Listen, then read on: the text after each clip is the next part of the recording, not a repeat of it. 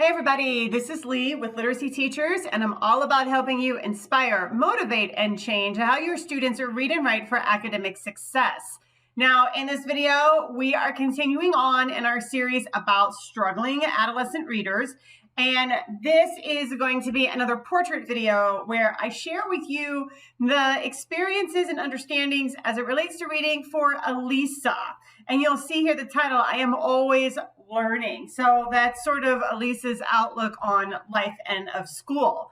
So a little bit about her. She's 14 years old when I met her in the 8th grade. I was with her in her science class, and she was testing at reading around a 4th grade level.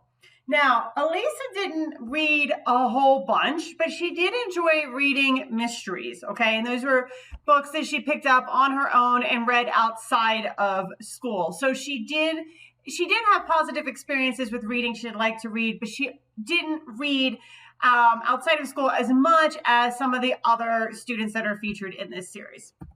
Now, Elisa, like every other kid, had some things that she wanted as it related to reading. She really wanted to become a better reader. And if you've been following throughout this series with these, especially with these portrait videos, they all say that. All of these points are things that they all say, right? I don't know if these points will ever change in any video that I do because they all want the same thing. They want to be better readers. They want to learn more content. They want to do better in school. And I think it's fair to say that by and large, for the most part, the struggling readers that I've worked with, that I've interviewed and talked to, they are more interested in being able to read and learn content. It's not that they don't care about their grades, they do, but they're not driven to improve by their grades. Their desire is, I would really like to read and understand what I'm reading and learn more, and my grades will go up as a result of that, and that will be nice, okay? So their focus is really on reading and learning. Now, Elisa believes, and this is a quote, that she is a pretty bad reader. She told me that she's a word caller, and she didn't use that term, but what she said is that she's able, if you give her a book, she can read out loud from the book. She recognizes the words, and by and large, she can pronounce them okay. She just doesn't understand what she's reading, all right? And this word caller thing, this is really a prominent issue. It's very common with adolescents because they have developed the phonemic awareness and they've developed phonics knowledge, and they know how to say these words. And some of them will sound beautiful when they read out loud to you, but they don't know what they're saying, okay? They don't put it all together. They're really seeing reading as about being an act of pronouncing words and not making meaning. So Elisa is some things that she will not do, okay? She's not going to actively participate in any group work because she's not going to do anything that she believes is going to expose her. And I'm really highlighting this group work thing because I'm going to share with you a story about Elisa that really just changed me on a very profound level. This happened very early on in my career, but this is a science class. And the thing to know about science class, right, is that they do labs. They didn't do a ton. They did them like maybe once a month. Okay, I got to see, I think, 8 of them.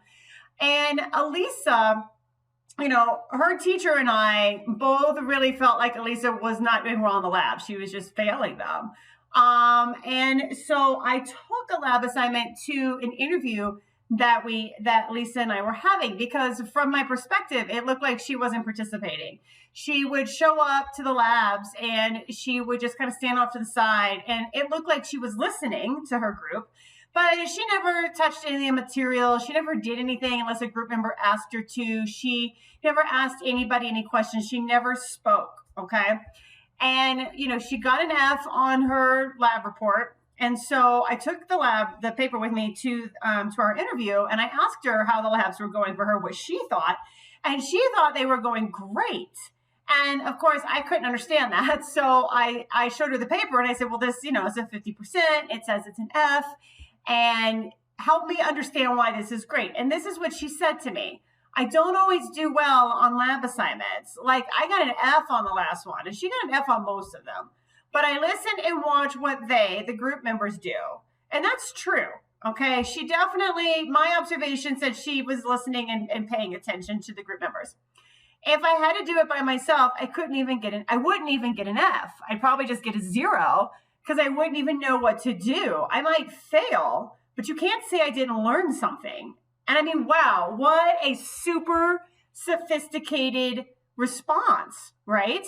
What a super sophisticated rationale. Elise's whole thing was that she had some systems in place that, while they weren't going to be judged as successful necessarily by, like her parents or by a teacher or by any of us, they were successful for her because she was learning something.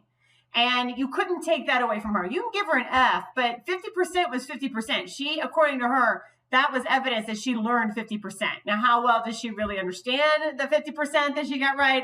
I don't know. We can question that. But I think the larger point is, right, she's trying to do what she can to learn at least a little bit of something.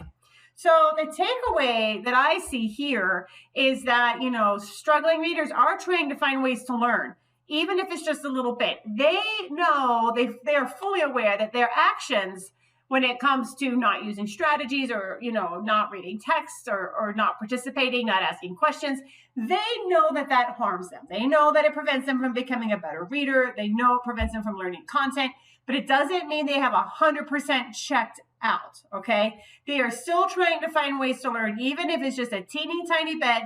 And some of them, just like Elise, really view that as a big success.